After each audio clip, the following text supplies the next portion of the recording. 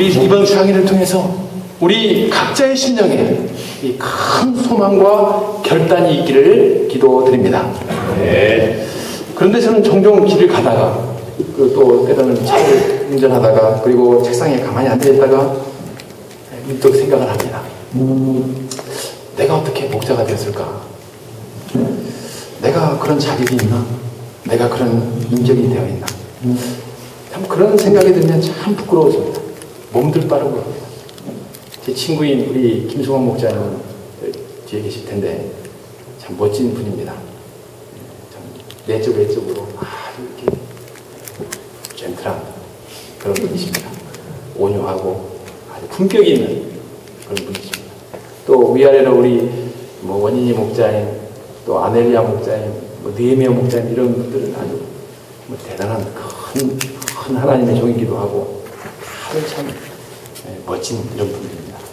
근데 제 친구들 사이에서 저는 참 아주 별 품격이 없는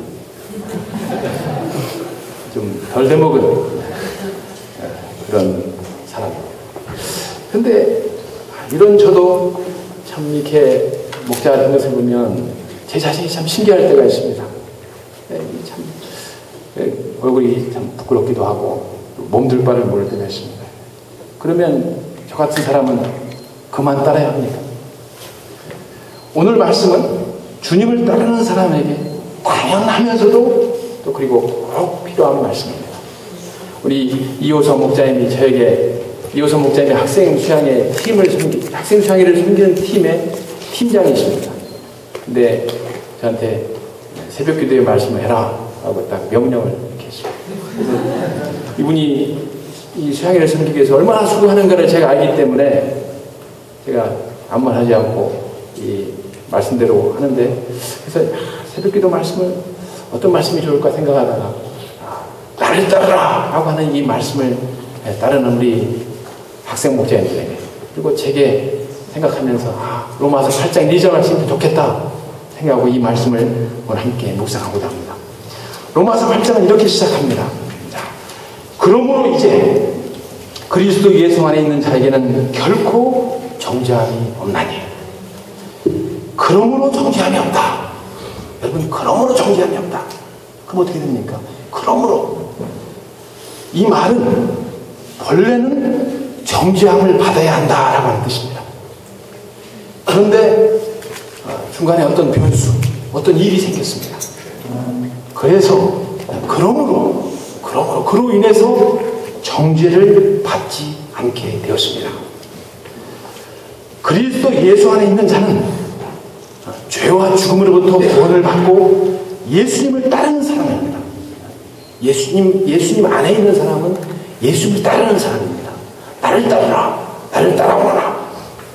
우리 목자님들 그리고 형제 자매님들이십니다. 예수님 안에 있는 자는 죄로부터 구원받았으니 비난거리가 전혀 없습니까? 예수님을 따르니 더 이상 죄에 빠지지 않고 허물도 남기지 않습니까? 그러므로 아니더라도 우리는 본래부터 그리고 처음부터 정죄함을 받지 않아도 되는 그런 사람입니까?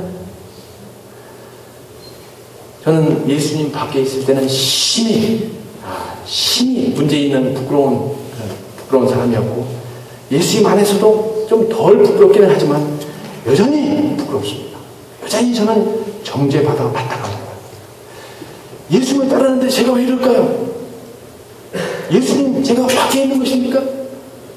저는 그렇지 않습니다. 저는 예수님 안에 있습니다. 분명 예수님 안에 있습니다. 앞 7장이, 로마서 7장이 이에 대한 고민이며 또 진실한 고백입니다. 사도 바울이 죄로 고민을 합니다. 이 7장은 바울이 예수님 만나기 전의 모습인가 후의 모습인가는 우리가 알 수는 없습니다. 둘 다로 봐도 되고, 이 만나기 전에 바울 사도는 바리새인이었기 때문에 이런 고민과 고백을 하지 않았지 않았을까? 죄인임을 발견하고 인정한 후에 고민하고 고백했을 것으로 이렇게 보여집니다. 이렇게 우리가 성경 공부할 때 이렇게 봅니다. 자, 헬라 철학에 정통했고 예루살렘에 유학을 와서 최고 학파인 가말리엘 문화생으로 공부를 했고, 어려서부터 바리새 훈련을 받았고, 예수님을 구주로 만났고, 대사도가 되었고, 많은 열매가 있는 바울 사도가 마음으로는 선을 행하고자 하지만 도리어 육신으로는 악한 일을 한답니다. 속으로는 하나님의 법을 즐거워하지만 번번이 죄의 법의 포로가 된답니다. 바울 사도의 문제는 합심이었습니다. 우리는 정욕의 포로가 됩니다. 물질의 포로가 됩니다. 열등감의 포로가 됩니다. 교만의 포로가 됩니다. 세상 잔재미의 포로가 됩니다. 게임의 포로가 됩니다. 안일의 포로가 됩니다. 그리고 이기심의 포로가 됩니다. 자, 이런 내 모습을 보면 우리는 비참한 생각이 듭니다. 그래서 탄식을 합니다. 오, 나는 공부한 사람이라다. 누가 이 사망의 몸에서 나를 건져내랴. 바울 사도의 고백이었습니다. 그리고 우리들의 고백입니다. 나는 공고한 사람이다. 이 공고한 사람은 이 가엾은 사람, 곤자가 이 가엾다는 뜻입니다. 너는 참 고나다, 피곤한 것도 있지만 참 불쌍하다. 너는 불쌍한 사람, 비참한 사람, wretched man. 그러면 이렇게 공고한 사람은 어떻습니까? 비난받고 손가락질 당하고 행한 대로 벌을 받아야 합니다. 악을 행했으니 악을 행한 대로 대가를 받아야 하지 않습니까? 상황이 심각하다면 어떻게 합니까? 구원이 취소될 수도 있습니다. 자격이 없으면 어떻게 합니까? 집에 가서 해나 봐라. 너 그만 따르고 집에 가서 해나 봐라. 이것이 정죄입니다. 정죄는 죄인에 대한 비난과 멸시입니다. 그리고 자격 박탈입니다. 나를 따라오지 마라. 너는 나를 따를 자격이 없다.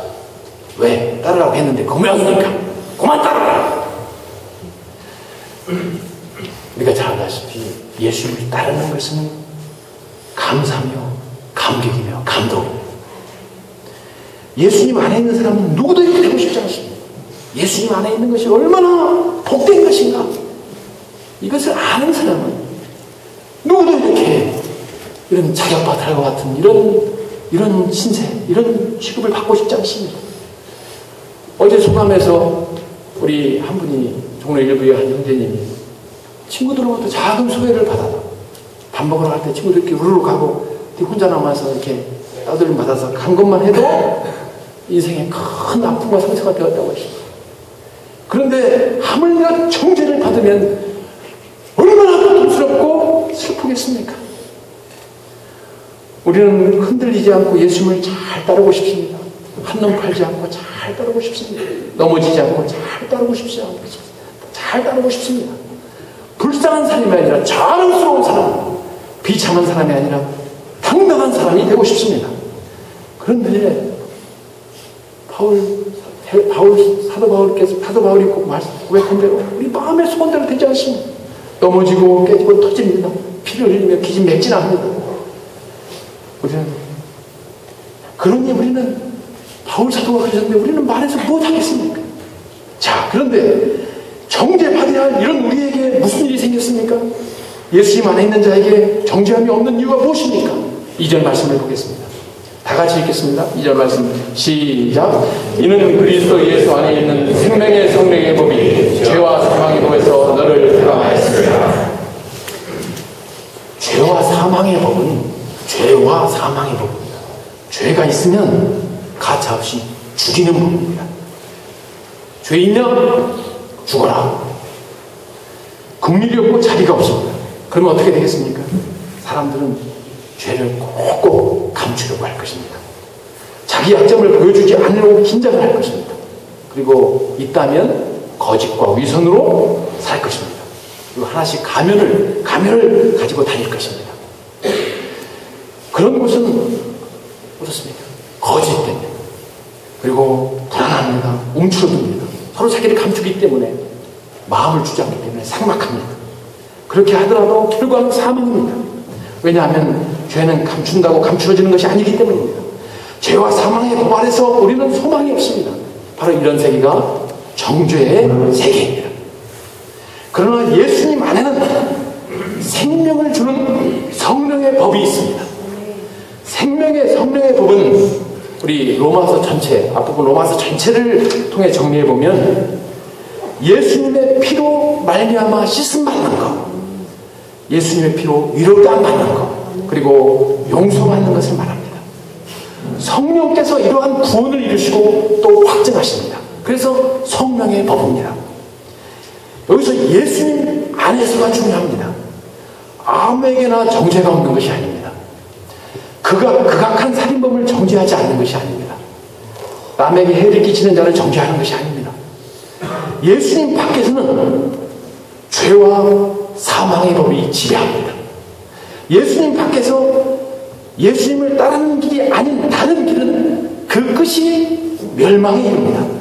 그가 그 길에서 아무리 날고 뛰고 날아도 그는 반드시 멸망을 받습니다. 왜냐하면 그 길이 멸망으로 가는 길이기 때문입니다. 어떤 사람은 예수님 밖에 있으면서, 예수님 안에 있지 않으면서 정죄하지 않는다고 하셨잖아. 마음대로 해도 되잖아. 그러면 이렇게 말하는 사람이 있습니다. 아주 죄를 가볍게 여기고 이 구원을 가볍게 여기는 사람이 있습니다. 그는 자신이 생명의 성령의 법의 지배를 받고 있지 않음을 알지 못합니다. 그는 죄와 사망의 법의 지배를 받고 있기 때문에 그는 반드시 정죄를 받습니다. 이러한 사람은 오늘 말씀의 대상이 아닙니다. 오늘 말씀은 예수님 안에 있으며 예수님을 진실하게 따르는 사람에게 해당됩니다. 나를 따라오너라, 이 말씀에 순종한 그런 분들입니다. 예수님 안에서는 성령의 법의 지배를 받습니다. 예수님을 따르는 길은 사람을 낳는 어부가 되는 길이며 마침내는 생명에 이르는 길입니다. 그러기에 그 길을 따라 걸어가기만 하면, 그 길을 가기만 하면 누구나 다 사람을 낳는 어부가 됩니다. 예수님이 사람을 낳는 어부가 되게 하시기 때문입니다. 또 반드시 생명에 이릅니다. 왜냐하면 그 길은 그 끝이 생명이기 때문입니다. 때로 그 길을 가다가 넘어질 수도 있습니다. 넘어져 피를 흘릴 수도 있습니다. 힘들고 고나여 잠시 주저앉아 쉴 수도 있습니다. 그래도 그는 생명에 이를 수 있습니다. 왜냐하면 그가 예수님 안에 있고 예수님을 따르고 있고 생명의 길을 가고 있기 때문입니다. 삶은 어느 한순간, 짧은 어떤 기간 뛰냐 걷냐, 또 걷냐 누워있냐, 거기에 따라서 결정되는 것이 아닙니다. 어떤 짧은 순간에 그가 잘하느냐 못하느냐에 따라서 결정되는 것이 아닙니다. 그가 누구 안에 있느냐, 곧 어느 세계에 머물고 있느냐, 그리고 어떤 길을 가느냐에 따라 달라집니다. 곧 방향성이 중요합니다. 주님을 따르는 길을 가는 사람은 그래서 안전합니다. 예수님 안에 있는 사람에게는 결코 정죄함이 없습니다. 여기 결코 없다. 결코 없습니다. 어떤 사람은 잘 예수님을 따라가는, 잘 달려가는 분이 있습니다. 그런데 어떤 분은 좀 못 달려가는 분도 있습니다. 또 어떤 사람은 따르는 은사가 있어서, 우리 강아지같이 이렇게 강아지는 사람을 잘 따르는 은사가 있습니다. 그래서 그냥 강아지는, 제가 집에 조그만 강아지가 있는데 계속 보면서 주인이 어디 가나 계속 보면서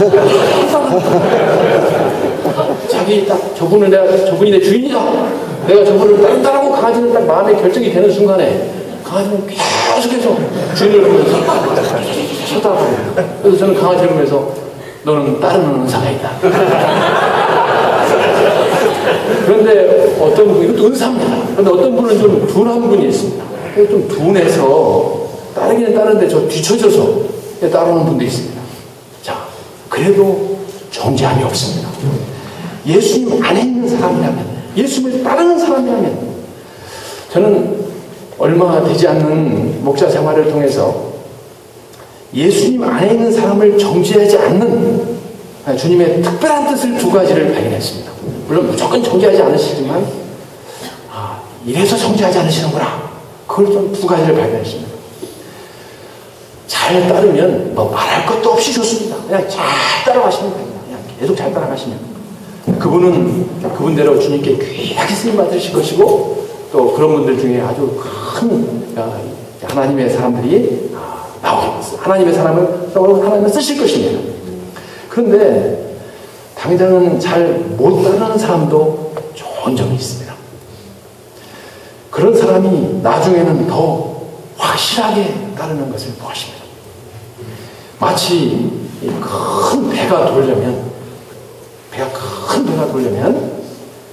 시간을 많이 들여야 하고 또 멀리 돌아야 합니다. 큰 배는 그래서 막 바다, 우리가 보는 바다 하나를 다 그냥 휘저으면서 한 바퀴를 도. 작은 배는 이렇게 돌면 되지만 큰 배는 그냥 그렇게 돕니다. 근데 이 큰 배는 한 번 돌면 태풍이 와도 흔들리지 않고 딱 접니다. 제가 예전에 부산에 선교복으로 가서 태종대에 갔습니다. 그런데 그때 마침 태풍이 오고 있었습니다. 모든 배들이 다 부산항으로 다 이렇게 들어가고 있었습니다. 태종대에서 올라와 보니까 제가 처음 태종대에 가봤습니다. 세찬 바람이 불고 있었는데 다 들어오는데 그때 유일하게 커다란 화물선이 그 바다를 향해서 쫙 가는 것이 있었어요. 우리가 다 감동받았습니다. 그처럼 큰 화물선은 태풍에도 겁내지 않습니다. 일단 한번 큰 배는 돌아서기만 하면 또 하고 갑니다. 또 당장 잘 못 따르는 사람이 후에 더 충성된 사람이 되었습니다. 예수님 안에 있는 사람은 더 많이 용납받고 더 많이 이해받고 더 많이 감당받을수록 그 사랑의 빛이 커집니다. 사랑의 빛이 커질수록 그 은혜를 알기 때문에 충성된 사람이 됩니다. 내가 저분에게, 우리도 그렇지 않습니까? 내가 우리 저분에게 더 많은 빛, 사랑의 빛을 줬다. 그러면 그 빛을 갖고자 합니다. 어떤 식으로든 갚습니다. 어떤 모양으로든 갚습니다. 주님과의 관계도 마찬가지입니다. 그래서 특별히 충성된 분들을 보면 학창시절에 지독히 속썩이는 그런 분인 경우가 분이다라고 말할 수 없지만 분인 경우가 지금도 제가 인천센터에서 지금도 모든 분들이 다 충성되지만 특별히 충성된 분을 보면 아니 지독하게 캠퍼스 시절에 힘들었던 분들, 그런 분들이 신기하게 후에 아주 충성된 하나님 역사에 그런 분들이 된 것을 봅니다. 그래서 심지어 주님께 받은 사랑이 많은 분들은 그 사랑이 있기 때문에 순교를 하지 않습니까? 그렇게 충성스러워집니다. 그런데 자기 집에 키우는 이 충성된 강아지도 만날 때마다 툭툭 발을 차면 강아지가 주인의 다리를 물어버립니다. 그래서 저는 주님이 그래서 우리를 정죄하지 않고 끝없이 우리를 사랑하시고 감당해 주시는구나. 예수님 안에서는 잘 따르는 사람은 잘 따르는 사람대로, 잘 못 따르는 사람은 잘 못 따르는 사람대로 다 귀하고 아름답습니다. 또 주님은 반드시 그를 귀하게 쓰실 것입니다. 예수님 안에 있는 사람은 예수님을 따르기만 하면, 중요한 것은 바로 그래서 예수님 안에 있는 자에게는입니다. 그리스도 예수를 따르는 자에게는 그러면 결코 정죄가 없습니다. 주님을 우리 잘 따르시는 우리 학생 목자님들, 형제 자매님들 계속해서 잘 따라가시기를 기도드립니다. 그런데 꼭 잘 따르지 못하는 것으로 인해 자책하다가 움츠러드는 그런 마음을 가질 수도 있습니다. 옆에 막 달려가는 분, 뭐 날아가는 분, 뭐 치솟는 분, 뭐 그런 분들 이렇게 보고 있으면 자극이 충족이 돼서 이렇게 들어놓고 싶은 그런 생각을 가질 수도 있습니다. 그렇지만 로마서 8장 1, 2절 말씀을 우리가 기억하십시오. 예수님 안에 있는 그런 사람에게는 결코 정죄함이 없습니다. 그러니 안심하고 주님을 따르십시다. 낙심하지 말고, 염려하지 말고, 지레 겁먹어 포기하지 말고, 담대하게 끝까지 우리는 예수님을 따라가십시다. 제가 찬송가 부르려고 했는데 은혜가 안 될 것 같아서 우리가 갈 길을 밝히 보이시니 몇 장입니까? 우리 같이 한번 빼줄 수 있을까요? 나중에 개인적으로 기도하시면서 불러보시면 좋겠습니다. 기도하겠습니다. 같이 요절 말씀 8장 1, 2절 읽겠습니다. 8장 1절 시작. 그러므로 이제 그리스도 예수 안에 있는 자에게는 결코 정죄함이 없나니 이는 그리스도 예수 안에 있는 생명의 법이 죄와 사망의 법에서 너를 해방하였습니다. 감사하신 아버지 하나님, 우리에게 예수님 안에 있도록 우리를 구원하시고 우리를 불러주셔서 감사를 드립니다. 나를 따라오너라, 이 귀한 말씀을 저에게 들려주셔서 감사를 드립니다. 저희가 주님 안에 끝까지 거하게 도와주시고 주님 안에 끝까지 따라가게 도와주십시오.